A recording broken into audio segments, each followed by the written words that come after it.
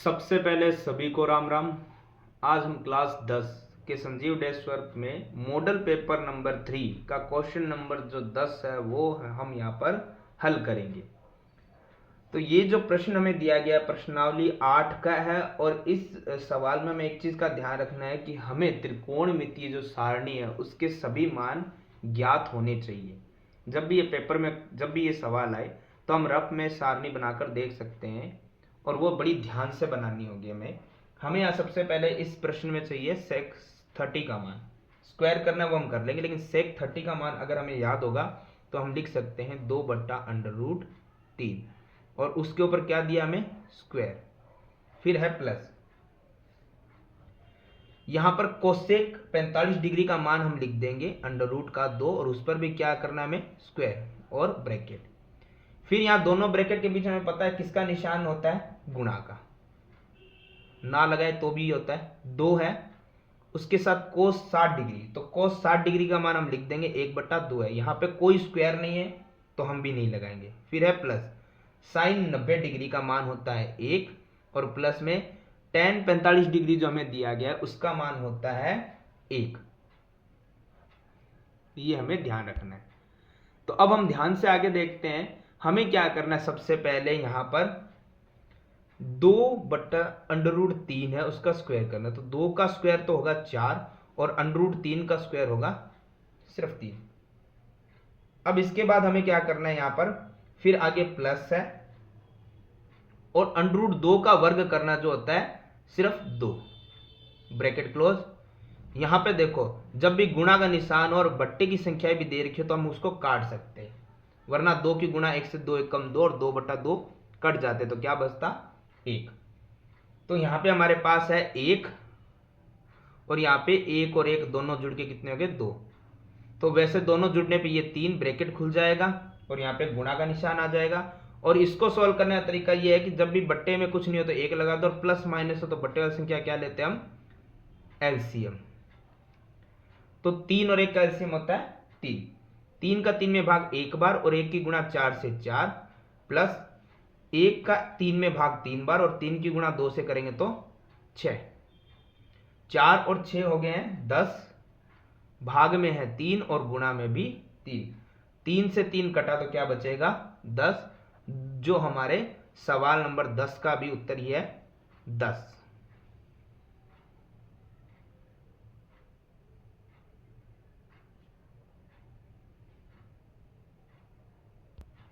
आगे हमें दिया गया है सवाल नंबर 11। सवाल नंबर 11 में हमें दिया गया है प्रश्नावली 9 से 20 मीटर ऊंचे नदी के एक पुल से एक नाव का अवनमन कौन है। यानी हमें यहाँ पे दिया गया एक नदी है और 20 मीटर ऊंचे नदी के पुल से एक नाव का कोण हमें दिया गया है। तो ऊंचाई पे हमें क्या करना है, कितनी ऊंचाई है 20 मीटर की ऊंचाई है और वहां पे नाव का एक अवनमन कोण बन रहा है। तो देखो हमें पता है अवनमन कोण कैसे बनता है, इस तरीके से, कितने डिग्री का 30। और सिंपली मैंने बताया था कि जो अवनमन कोण होता है वही एकांतर कोण की वजह से उन्नयन कोण हो जाता है। तो इसमें कंफ्यूज कभी ना हो, इसे 90 से माइनस करने पे मत लग जाना, जितना अवनमन होगा उतना ही उन्नयन होता है सेम, क्योंकि एकांतर कोण होते हैं बराबर। अब हम देखते हैं कि ऊंचाई हमें दे रखी, हमें बोला है कि जो नाव है वो पुल के नीचे से कितनी दूर चलेगी, नाव जो है वो पुल के नीचे कितनी दूर तक चलेगी। तो ये जो नाव की और पुल के बीच की दूरी है ये बतानी है। तो ये हमें यहाँ पर ये बेस जो है वो निकालें, इसको एक्स भी मान सकते हैं हम, कुछ भी मान सकते हैं आप, ABCD लिख दीजिए वो भी मान सकते हैं। तो हमें यहाँ पर करण से मतलब नहीं, हमें सिर्फ आधार और लंब से मतलब है। तो हमारे पास ऑप्शन है लाल कक्का का, तो हमें पता है यहाँ पर LALKKA लाल कक्का, ये ट्रिक है। तो हमें देखना है कि लंब और लंब और आधार किस में आ रहा है, लंब और आधार किस में आ रहा है 10 में। अगर आप उल्टा करके लिखोगे आधार बटे लंब तो आप आधार बटे लंब भी लिख सकते हो, तो कोट लिख देना, जैसे मैंने लिख दिया x बटे में 20। तो x क्या है आधार और 20 क्या है ये लंब, ऊंचाई। तो आधार बटे लंब किस में होता है, आधार बटे लंब होता है साइन कोस टेन कोट। तो आधार बटे लंब किस में आएगा कोट में, कितना डिग्री 30 डिग्री। तो अब हम देखते हैं यहाँ पे x बटा 20 तो है, कोट 30 का मान, ये हमें याद रखना पड़ेगा, कोट 30 का मान होता है अंडर रूट का 3। तो यहाँ पे x है, ये 20 जो भाग में था उधर गुणा करेगा तो 20 अंडर रूट 3 मीटर हो जाएगा। और ये x हमसे पूछा गया था आधार, तो आधार कितना है 20 अंडर रूट 3 मीटर, इसका आंसर हो जाएगा। तो इस तरीके से हमारा प्रश्न संख्या 11 भी होता है समाप्त। सवाल नंबर 12 हमें यह दिया गया, एक बिंदु T से O केंद्र वाले किसी वृत्त पर TA और TB स्पर्श रेखा खींचे। देखो इस सवाल के लिए हमें क्या करना पड़ेगा, आकृति बना के समझना आसान होगा। जैसे हमें यहाँ पे दिया गया एक वृत्त है और वृत्त में एक चीज है कि केंद्र है जो O हमें दिया गया है। अब ये कह रहा है कोई बिंदु T है, किधर भी लो, इधर इधर इधर इधर कहीं भी लो, जैसे मैंने यहां ले लिया बिंदु T। तो अब ये कह रहा है बिंदु T से O केंद्र वाले वृत्त पे TA और TB स्पर्श रेखाएं खींचे। देखो स्पर्श रेखाएं ऐसी होती है, कोई बिंदु है तो उससे हमें स्पर्श रेखाएं ऐसे खींच सकते हैं। एक हो गया A, एक हो गया B। ये T आप किस तरफ भी ले सकते थे, ठीक है, लेकिन केंद्र O ही लेना है और A और B ये हमें दिए गए हैं तो हमें यही लेने पड़ेंगे, TA और B। अब इसमें एक चीज हमें ध्यान देनी है कि ये कह रहा है ये जो रेखाएं खींची गई है ना TA TB, ये स्पर्श रेखाएं परस्पर 70 के कोण पर झुकी हुई है। TA और TB 70 डिग्री पे झुकी हुई है। हमें A, O और B, तो मध्य वाला जो कोण वही होता है AOB, मतलब O वाला, ये वाला कोण बताना है, AOB बताना है। तो बड़ा आसान सा क्वेश्चन है, इस क्वेश्चन को आप ध्यान से देखो। एक्चुअली ये क्या बन रहा है, एक भुजा, दो भुजा, तीन भुजा और चार भुजा, एक चतुर्भुज बन रहा है। हालांकि वो चतुर्भुज जो है वो समांतर नहीं है, ठीक है, वो कोई वर्गाकार आयताकार नहीं है, लेकिन चतुर्भुज है क्योंकि चार भुजाओं से घिरी आकृति है, 1 2 3 4। तो चारों में हम कोण देखते, देखो एक बिंदु पे कोण बन चुका है, दूसरे कॉर्नर पे हम देखें कोण बन रहा है, क्या बन रहा है, कैसे पता चला। देखो सिंपल सी चीज है, ये हमेशा याद रखिएगा। हमारा जो ये TAO ये वाला बिंदु और TBO ये वाला बिंदु, ये दोनों इसीलिए ध्यान रखने वाले हैं, TAO और TBO ये दोनों ही 90-90 के हैं। कारण क्या रहेगा, क्योंकि केंद्र से किसी भी स्पर्श रेखा पे खींची जाने वाली भुजा हमेशा 90 का कोण बनाती है। तो हमें देखो एक चतुर्भुज में हमारे पास चार कोण होते हैं, 1 2 3 तो हमें पता चल चुके हैं, चौथा कोण हमें पता नहीं है। तो चौथा कोण पता करने के लिए हम क्या कर सकते हैं, ये वो देखते हैं। देखो चतुर्भुज के चार कोण, पहला कोण हमारा वही ले लेते जो हमें ज्ञात करना है, AOB। दूसरा कोण हो गया जो TAO ये वाला। तीसरा कोण हो गया TBO ये वाला। और चौथा कोण हो गया जो हमारा ये 70 डिग्री बना हुआ है, इसे हम ले सकते हैं ATB या BTA भी ले सकते हैं। तो मैंने लिया ATB। तो चारों कोणों का योग कितना होता है हमेशा, 360। अब एक चीज ध्यान रखिएगा, EOB तो हमें दिया हुआ नहीं है, लेकिन TAO 90, TBO ये भी 90 और ATB जो ये बन रहा है 70 डिग्री का कोण हमें दिया हुआ था, बराबर में 360 डिग्री। तो हम ध्यान से देखते हैं, यहां पर ये AOB एज इट इज रहेगा, लेकिन 90 90 और 70 तीनों प्लस हो रहे हैं, तो 90 और 90 हो गए 180। 180 में अगर हम 70 को जोड़ेंगे तो ये हो जाएगा हमारा 250, तीनों को जोड़ने पाएगा 250। ये प्लस का 250 जब बराबर से उधर जाएगा तो क्या बनेगा, माइनस का 250। तो हमारा कोण AOB आ जाएगा 360 माइनस 250, ये आएगा 110 डिग्री। तो इस तरीके से हमारा सवाल नंबर 12 भी होता है कंप्लीट।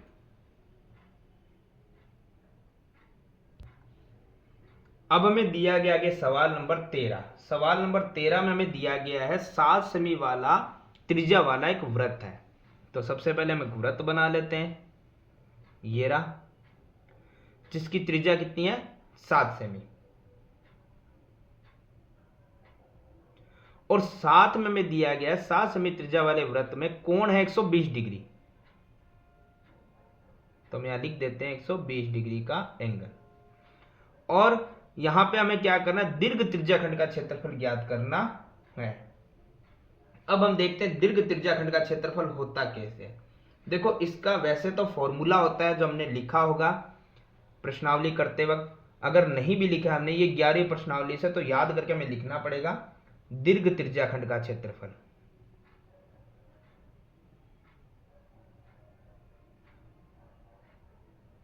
तो दीर्घ त्रिज्याखंड का क्षेत्रफल होता है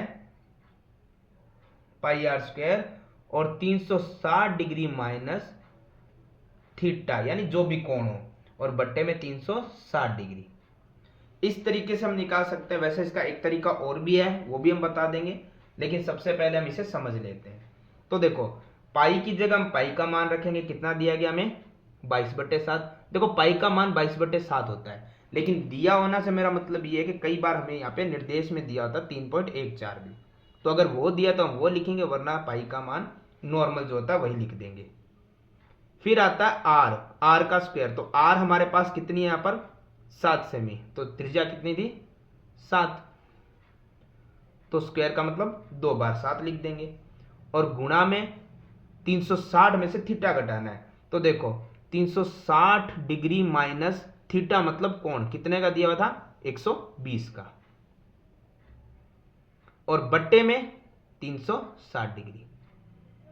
तो अब देखते हैं हम ध्यान से, यहाँ पे 7 से 7 कट चुका है, तो हमारे पास यहां बचा है 22 गुणा में 7, और 7 में यहां पे बचा है गुणा में 360 डिग्री माइनस 120 डिग्री, तो बचेगा 240 डिग्री, और बट्टे में कितना है 360 डिग्री। तो डिग्री से डिग्री, 0 से 0 कट चुके हैं, और यहाँ पे अभी भी कट रहा है तो हम काट देंगे। ये कट रहा है 8 के पाड़े से कट रहा है, ये 8 के नहीं सॉरी, ये कट रहा है हमारे 12 के पाड़े से, 12 दूना 24, 12 तिया 36। तो अब हमारे पास यहाँ पे कटने वाली और कोई संख्या है नहीं, तो अब 22 की गुणा 7 से और गुणा 2 से करेंगे। तो 22 की गुणा 7 से करने पे आएगा 154, और 154 की गुणा 2 से करेंगे तो आएगा 308, और भाग में कितना है 3, और ये आ गया सेमी स्क्वायर, क्योंकि हमने क्षेत्रफल निकाला है। एक तरीका और है जो भी आप हल करके देख सकते हैं। जब भी दीर्घ त्रिज्याखंड हमसे पूछा जाए, इसका मतलब ये है कि पूरे वृत्त यानी पाई आर स्क्वायर में से हम त्रिज्याखंड का जो क्षेत्रफल होता है वो घटा सकते हैं और हमारा उत्तर आ सकता है। लेकिन आप इस तरीके से करेंगे तो भी हमारा उत्तर निकल रहा है, हमने देख लिया है। तो ये हमारा क्वेश्चन नंबर जो 13 था वो भी होता है कंप्लीट।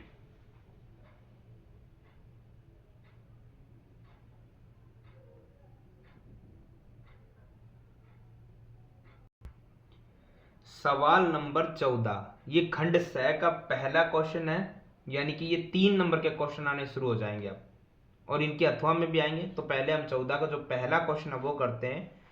ये प्रश्नावली 5 से है, तो एपी हमें दी गई है 17, 15, 13, और इसमें पूछा है कि कितने पद तक ले कि इन सब का योग 81 यानी 81 हो जाएगा।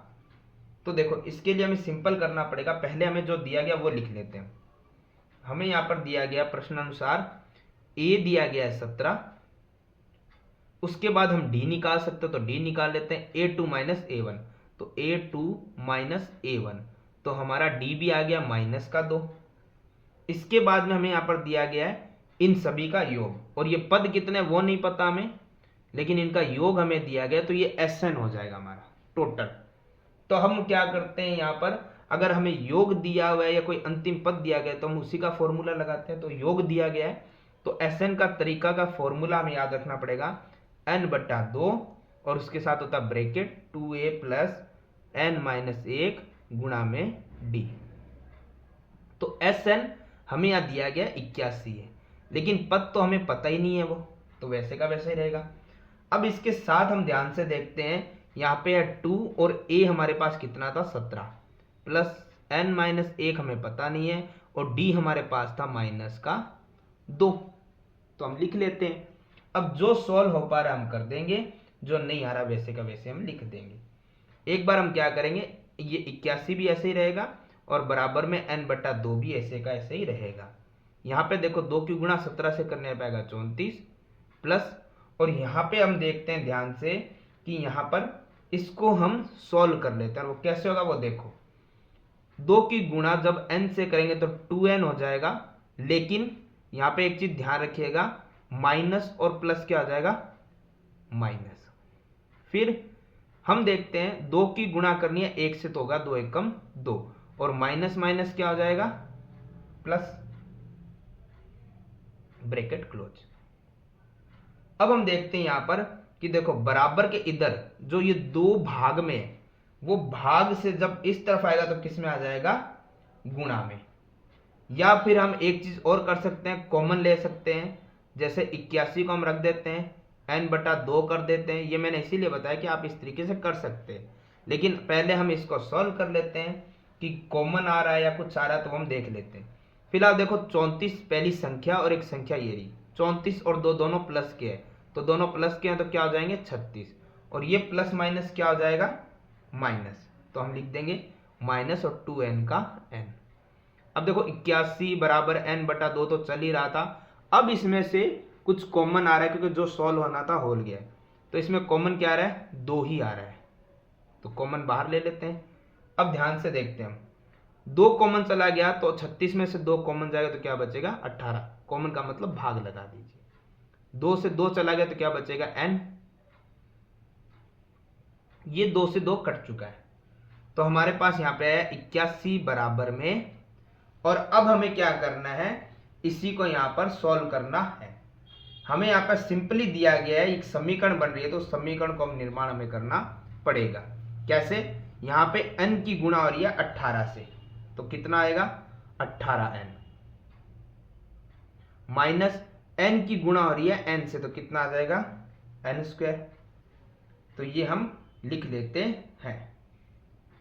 अब ध्यान से देखो यहाँ पर कि अब जो क्वेश्चन में हमें दिया गया था उसे व्यवस्थित रूप में हम रख लेते हैं। जैसे ये माइनस का n² बराबर से इधर आएगा तो किसका आ जाएगा, प्लस का n², ये प्लस का 18n इधर आएगा तो किसका आ जाएगा, माइनस का 18n, और ये प्लस का जो 81 जो इधर था ये इधर ही है, बस हमने क्या इसको व्यवस्थित रूप से किया, यानी कि जो घात सबसे बड़ी है वो आगे, फिर कम, और उसके बाद में हमारा बिना घात वाला। ठीक है, तो ये घात के हिसाब से हमने इसको सिर्फ अरेंज किया है।